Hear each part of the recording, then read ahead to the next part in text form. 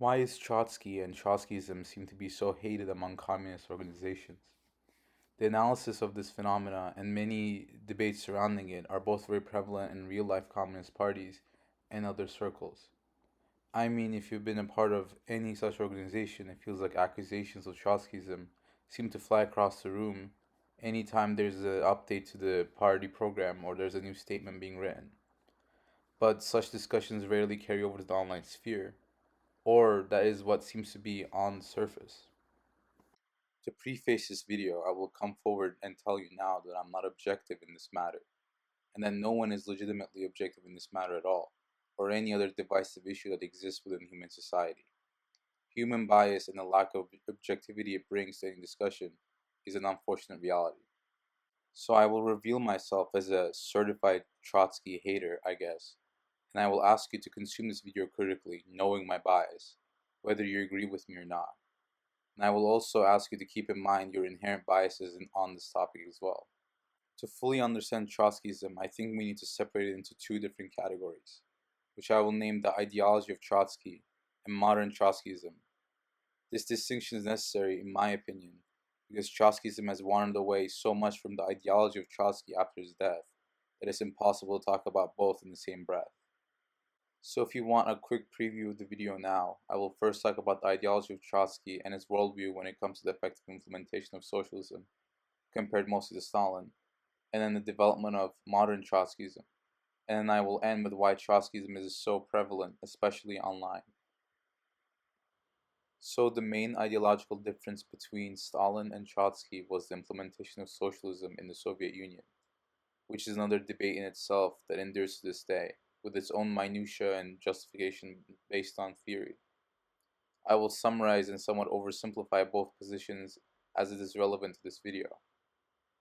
Stalin's argument, socialism in one country, argues that due to imperialist and capitalist external forces, the priority of the Soviet Union should be to build socialism within the country and preserve it. Trotsky, on the other hand, argued for a permanent revolution, the notion that the Soviet Union should expand its revolution globally as its main priority, and rejected the idea that the USSR was ever truly socialist. He basically believed that no individual country could ever be socialist by itself, and that for a socialist society to exist, it must be global. Trotsky drew this line of reasoning from Marx's original analysis of the global capital system, and the idea that since capitalism is global, a successful socialist revolution must also be global. Of course, Marxism is a continually developing scientific tradition, and understanding Marxism only through the writings of Karl Marx is very misguided. Marx lived before the iteration of the capitalist imperialism that existed during the time of the USSR. He analyzed a moment in history riddled with empires interwoven through a bourgeois class and a capitalist economic model. The political reality that the USSR existed in was of capitalist nation states that often engaged in imperialist action to subjugate, rather than border expansionism, I guess you could say, that was characteristic of past empires. An apt example is the difference between the British imperialism in India through the rule of the British Raj versus the political influence of the United States in Europe post World War II through the Marshall Plan and then the creation of NATO. This is where Stalin's criticism of the ideology of Trotsky comes in. Stalin, in line with Lenin's additions to Marxism, believed that the external capitalist forces were a major threat to their implementation of socialism, and that the only way their socialism would survive was through the building up of socialism within the USSR. Early Trotskyists argued that this made Stalin like a form of isolationist, which anyone with a cursory knowledge of Soviet history would know is false. Stalin's administration played a direct hand in the creation of communist parties in various nations outside of the Soviet Union and Soviet involvement in various global conflicts. Trotsky believed that it was the Soviet Union's duty to not expand, as that would be a mischaracterization, but export to revolution across the globe. And the buildup of productive forces, collectivization, industrialization, and other revolutionary action must wait until global socialism is achieved. It also came from the notion that the state that emerged from the Bolshevik Revolution was anti proletarian, because it didn't directly give the entirety of the means of production and governance into the hands of the proletariat, but instead controlled the means of production through committees that were themselves beholden to the Soviet proletariat. All of this is extremely anti materialist and just pure idealism. It assumes that every single society around the globe already housed the contradictions necessary for an imminent socialist revolution, which, in my opinion, crosses the line from idealism to just being plain stupid. Stalin's implementation of socialism in one country allowed the USSR to survive World War II and eventually become a global superpower, while Trotsky's permanent revolution would have surely been a gross overextension of the revolution. Trotskyists to this day will claim that the USSR was undemocratic because they didn't implement Trotsky's ideology and eventually purged his followers, completely ignoring that Trotsky's suggested implementation of socialism was put to vote in 1927, wherein the vast majority of the party voted against Trotsky, and the purge only happened after an attempted coup staged by Trotskyists. This is where I will transition to talking about modern Trotskyism, especially online Trotskyism. If you're familiar with online Trotskyists as they are today, you will know that most of them do not defend the ideology of Trotsky, the merits of the permanent revolution, or its hypothetical implementation at all, but center their entire understanding of this era in Soviet history to two words: Stalin bad.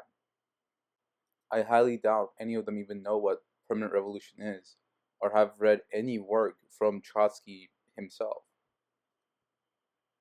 I will now reenact to you how 99% of Western Trotskyists find their ideology, and it goes something like this.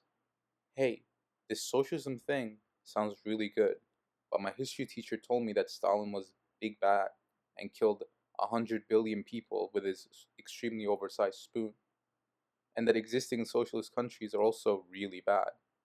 He didn't say a lot of stuff about Lenin, so he's probably good. Who was his other potential successor? Let me look it up. Trotsky? He was killed by Stalin. He was probably a really good guy. Okay, I'll try to be more serious, but this is a pretty accurate explanation of why modern Trotskyism is so popular, especially in Western and anti communist countries. Modern Trotskyists have kept the purest, idealist criticism of the Soviet Union, applied it to every single socialist state like Cuba, Vietnam, China, and replaced the permanent revolution argument with capitalist propaganda, talking nonsense about authoritarianism without even understanding why Trotsky considered the USSR to be authoritarian, and that oh they have no rights, they're so oppressive, and when you ask them where they're sourcing these claims, they point straight to New York Times best-selling books that were written by pop journalists and pretend historians. You need to ask yourself at some point if you disavow every existing implementation of socialism and actively argue against every major existing socialist party because it's not pure enough for you, are you truly a socialist? Why do you think Trotsky's media is so prevalent and not censored by the capitalist state? Why do you think their voices are elevated in social media? Because Trotskyism tries to maim and butcher socialism in a way to fit it into liberal ideals, making it inherently inept. And this inept socialism isn't threatening to capital, not to the slightest bit. I can think of an alternate history where somehow Trotsky's version of permanent revolution was implemented, and decades later, there are these like uneducated Western leftists running around calling themselves Stalinists because the Western propaganda of this alternate reality mainly targeted Trotsky instead of Stalin. And it's not like this alternate version of Soviet history would be better in the eyes of liberal capitalists. If anything, it would have been way more violent than the real Soviet Union that actually existed, as any realistic implementation of permanent revolution necessitates constant military activity around the globe. It's almost like these modern Trotskyists forget that Trotsky led the Red Army in the campaign for Ukraine. He wasn't some moderate counterweight to a crazy genocidal Stalin. Modern Trotskyism, to fit into liberal capitalist propaganda, has to cast aside the real man that was Trotsky to make him into a martyr for united left opposition against the supposedly extreme Stalin. Okay, now I know that I've been ranting for a while, so let me expand on something I said earlier. The claim that Trotsky and his followers attempted a coup on Stalin's administration, which is a claim that is still denied by most modern Trotskyists and anti Stalin leftists, which unfortunately make up the majority of the vocal online left. To talk about the attempted coup and the illegitimate bloc formed by Trotsky and co., we first need to talk about how legitimate dissent works within democratic socialism. Democratic socialism could honestly take up a video 3 times longer than this one, but I will simplify it as it is relevant to our current topic here. Within democratic centralism, party members will debate, critique, and have discussions on a certain issue, and then vote to determine what the party line will be. All dissent happens within the party and before the final vote is taken. And after the final vote is taken, regardless of their previous positions, all party members are expected to internalize the party line. Like I said, democratic centralism deserves its own discussion, and there are some criticisms that can be made of it, but it must always be considered within the environment that it existed in a time where the Soviet Union needed clear, decisive leadership and a united party to resist the external forces of capital. Party members that continued their dissent after the final vote had been taken would be made to self criticize, which sounds kind of vague, but it's basically a public condemnation of their continued dissent. Party members that refused to self criticize would be stripped of their council positions. That is important to note. They were only stripped of their council positions and not executed, like some Trotskys would have you believe. There have been instances where those who refused to self criticize faced additional legal repercussions or even criminal trials, but these were coupled with charges of anti revolution and anti proletarian rhetoric or collaboration with reactionary forces. The lack of democratic centralism within Trotskyist organizations is the reason why splintering is so common among these modern Trotskyist parties. There is no party line, and those who have the smallest disagreements with the majority consensus just leave and create their own party. And this process just repeats itself until you have a party of like 3 people with their own hyper-specific iteration of Marxian theory and no influence at all in the wider political system. This is why if you look at the party doctrine of any major like working Marxist party, it will be democratic centralism. So the main takeaway is that democratic centralism as a party doctrine primarily aims to prevent factionalism and the entrance of more like additional political parties into your political system. This video was originally going to include an analysis of the Moscow trials and Stalin's purges, but while creating the script, I thought it would be better to keep this video more focused on Trotskyism and modern left dissent. I want to keep the majority of my videos from crossing the 30-minute line because I want people to, actually watch the whole video. A lot of people don't have the attention span to sit through a longer video, and yeah, that sucks. But a lot of people also don't have the free time to just sit and watch YouTube videos for hours, so I would prefer to just break up my videos into multiple different videos. This might cause some repeated points between them, but I think this is a better way of doing things. If you disagree, then I would love to hear your opinion in the comment. Anyway, one of the main contentions of the Moscow trials was the existence of a illegal Trotskyist bloc within the Soviet Union, which is denied by Trotskyists to this day. Such factionalism was disallowed under the doctrine of democratic centralism. This has created this piece of pseudo history that the Moscow trials only happened because Stalin was this super paranoid guy. And of course, Western capitalism approved historians have used this lie created by Trotskyists to smear the entirety of Soviet governance and democracy after Stalin. This lie was wholly disproven when the historian Pierre Bro was given access to the Harvard Trotsky archive. This was pretty significant at the time since the Harvard Trotsky archive was a closed archive, meaning only select historians had access to it. We can assume that Burrow was given access to this archive since he was a well known Trotskyist researcher in the 1980s. Within the highly censored archive, Burrow found evidence of the illegal blog, mainly in the form of letter correspondence between Trotsky and his son Serov, admitting to existence of such blog. And then he compiled this evidence and published it along with his writing, The Block of the Oppositions Against Stalin in the USSR in 1932. Of course, his writing still claims that the Moscow trials were unjustifiable despite the existence of the bloc, but I wanted to cite a Trotskyist researcher here to avoid accusations of succumbing to Stalinist propaganda.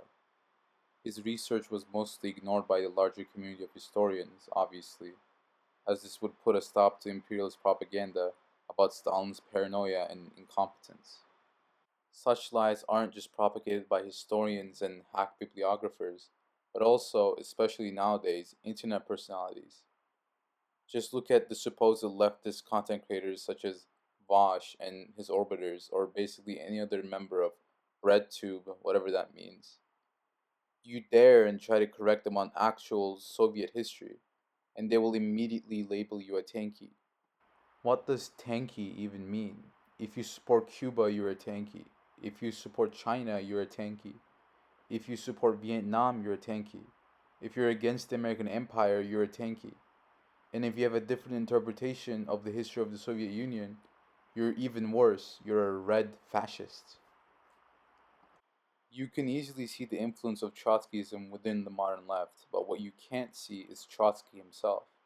His name rarely ever comes up in any of these people's YouTube videos or streams, but his language is ever present. And for this, I think the reason is twofold. The first reason is quite obvious. I touched on it a few minutes ago in this video. And this is the ever strong imperialist liberal propaganda surrounding the history of socialism that these content creators readily lap up with no criticism.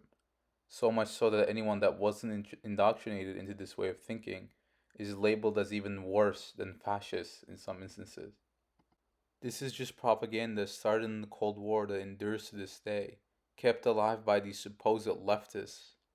One funny thing that I've heard over and over again by these content creators is that Stalin was somehow too radical and Trotsky would have been a more level headed leader. When Trotsky's main criticism of Stalin was that he was a revisionist and his socialism wasn't pure enough. Just goes to show that these people don't know a lick of history. The second reason is also, in my opinion, very obvious, which is profit.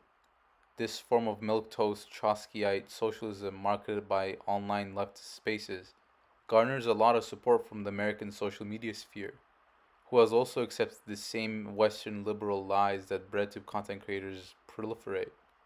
I mean, these guys are making bank with these streams and videos. And if they can make profit from their ignorance of history, why would they ever educate themselves? Trotsky's historians informed the imperialist propaganda against the Soviet Union. The imperialist propaganda informed history education in the United States, and this propagandized history education informs the political opinions of these streamers. That is the pipeline as I see it. The modern online left is the legacy of Trotsky. Now, what is there to do? What can be done to remedy this? I know the majority of people watching this video wholly disagree with me and also think that I'm a red fash tankie and that my opinions should be wholly disregarded and I deserve to die or whatever. This part of the video is directed to you. The words you spew, the ideology you believe in, who does it benefit? Just take a moment to think about it. What happens when you propagate an ideology that casts aside any country that is trying to withstand imperialist influence and military action? What happens when you conscript budding leftists into your ideology? What happens is that you give consent to your government to engage in imperialist action against those countries that attempt to resist them. What you need to remember is that this idealist form of socialism you have in your mind isn't real, it doesn't exist. But the countries that are engaging in real anti imperialist action, explicitly socialist or not, they are real. And your duty as a socialist in the imperial core is to support them and to never give consent for imperialist action against them. I know that I alienated a lot of people with this video and that this will probably have an overall negative response from those who watch it, but that's fine with me. To those who disagree with me but watch to the end regardless, I want to ask for the same thing I asked in the beginning of this video, and that is you consume the things I have said critically, and that you also keep in mind your inherent bias as well.